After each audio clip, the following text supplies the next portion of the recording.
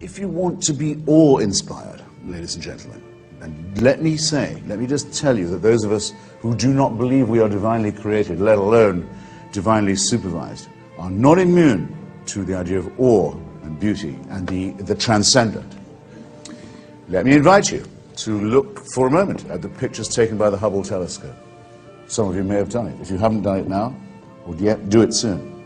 The extraordinary revelations of swirling, yet somehow beautiful new galaxies in color and depth and majesty like nothing I think the human eye has ever seen. Turn away from that if you wish and gaze at a burning bush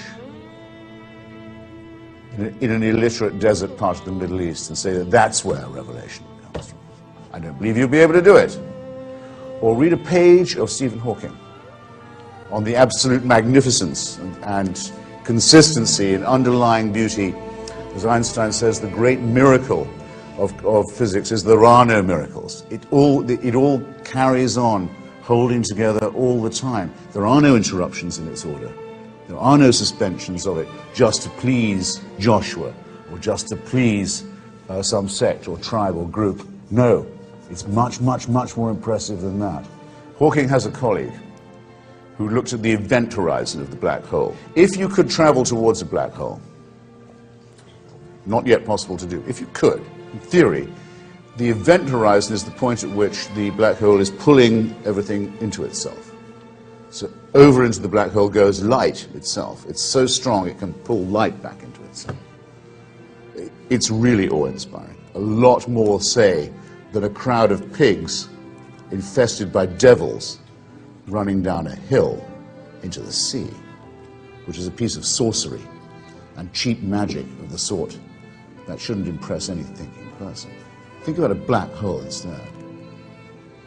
Pulling the light into itself, the event horizon just reorganizing nature. So that if you could get to that lip, the lip of that event horizon, and fall in and go in, you could in theory see the past and the future stretching before and in front of you. You would see time, except you wouldn't have the time to do it, of course, if you were a mere primate, as we are. But Hawking has a colleague who says if he knew he was dying of a terminal illness, that's how he'd want to go out, is over the lip of the event horizon. That would be majesty. That would be magnificence. That would be awe-inspiring. That would be apocalyptic. So it's in the natural world, it's in the world of science and the world of innovation and discovery and doubt. We wouldn't have discovered any of these things if we'd taken the religious story for granted to begin with. We would have said we already know enough. We know. God made this. God wants it this way. What's the need for inquiring? We already have all the information we need. The big difference between this side of the house, mine, and the other, is this.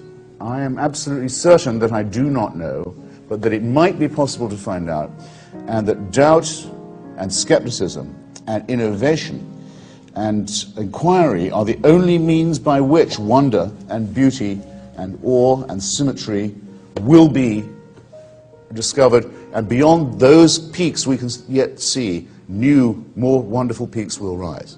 Whereas, on the Wilson side of the house, it is said, we already have the certainty.